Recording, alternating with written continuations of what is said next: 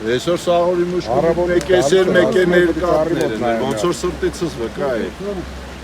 Ջրասուզակ Վահե Մելքոնյանի սիրտն էր վկայել, թե մասնագիտական հոտառությունը, բայց Փամբակ գետն ընկած 13-ամյա երեխայի որոնումներն այսօր վաղ առավոտից սկսել էր դեպքի վայրից մոտ կես կիլոմետր հեռավորության վրա, ծառերի արմատների խոռոչում, ուր ի վերջո 1 մետր խորության վրա հայտնաբերվեց փոքրիկի մարմինը։ Նրան որոնում էին արդեն 1 շաբաթ։ Բայց կարող հանենք ստե։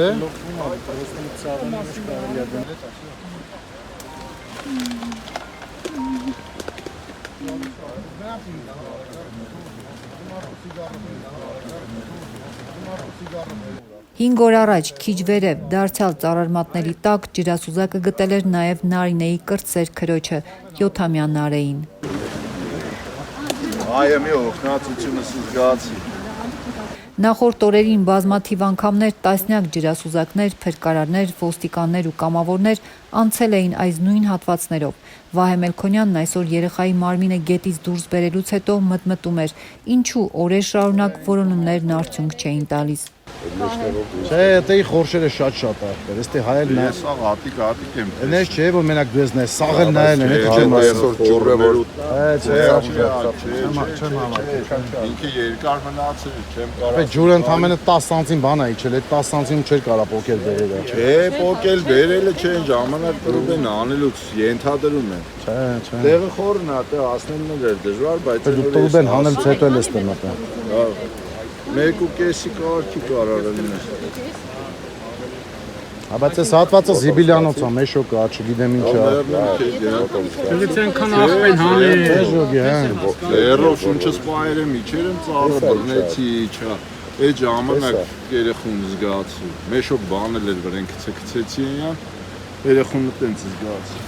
1 շաբաթ առաջ քույրերը փորձել էին հանդիպակաց թաղամասում գտնվող կրթական կենտրոն գնալ, անցնելով ոչ թե կամրջով, այլ Փամբակ գետում դեռ խորհրդային տարիներից մնացած խողովակի վրայով, բայց թաց խողովակն անհուսալի էր, երեխաները սահել ու հայտնվել էին վարարած գետի ալիքներում։ Տասնամյակներ շարունակ Լոռիում բազմաթիվ մարդկանց մահվան պատճառ դարձած ավելի քան 15 մետրանոց խողովակը ապամոնտաժվեց միայն անցած շաբաթ հերթական ողբերգությունից հետո։ Ասա թող տես պահի ձգած, որ չֆռատ էր ու բեր։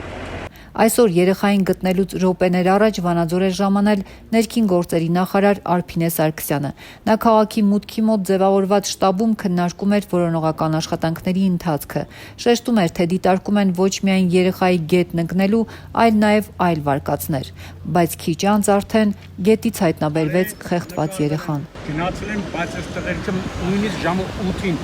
Ֆոտոլրագրող Գագիկ Շամշյանը, որ անցած բոլոր օրերին հետևել է փրկարարների աշխատանքին, հարց բարձրացրեց. այսքան ծանր աշխատանք կատարող փրկարարներն ու ջրասուզակներն ընդամենը 150-ից 170 հազար դրամ աշխատավարձ են ստանում։ Երբ պիտի կառավարությունը վերանայի նրանց աշխատավարձը։ Նախարարը շնորհակալություն հայտնեց որոնողական աշխատանքներն իրականացրած փրկարարներին ու կամավորներին, համաձայնեց նրանց խրախուսելու Շամշյանի հորդորին, ցածր աշխատավարձի մասին դիտարկմանը սակայն ուղիղ չարձագանքեց։ Ես կխնդրեմ, կուզեի, որպեսզի կառավարությունը այս փրկարարներին, ջրասուզակներին